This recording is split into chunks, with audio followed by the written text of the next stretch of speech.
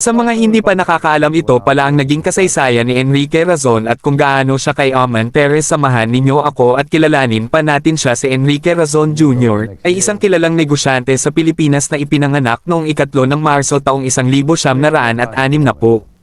Siya ang chairman at CEO ng International Container Terminal Services, Inc.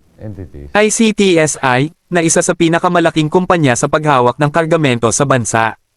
Ang kanyang pamilya ay may mahabang kasaysayan sa industriya ng marine cargo handling, kung saan ang kanyang ama at lolo ay parehong naging bahagi nito. Nagsimula ang kanyang karera matapos niyang makapagtapos mula sa De La Salle University. Noong 1987, siya ang nanguna sa ICTSI matapos pumanaw ang kanyang ama, at mula noon, pinangunahan niya ang pagpapalawak ng kumpanya hindi lamang sa Pilipinas kundi pati na rin sa iba pang mga bansa tulad ng Mexico, Brazil, at Australia. Sa ilalim ng kanyang pamumuno, lumago ang ICTSI upang maging isa sa mga nangungunang operator ng port terminal sa buong mundo.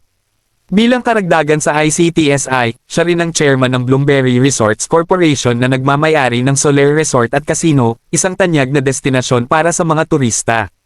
Ang kanyang mga pamumuhunan ay umabot din sa sektor ng enerhiya kung saan siya ay nagmamayari ng More Power, ang tanging distributor ng kuryente sa Iloilo City simula noong 2019. Sa kabila ng kanyang yaman at tagumpay, si Razon ay kilala bilang isang pribadong tao na mas pinipiling tumutok sa negosyo kaysa magpakita ng kayamanan.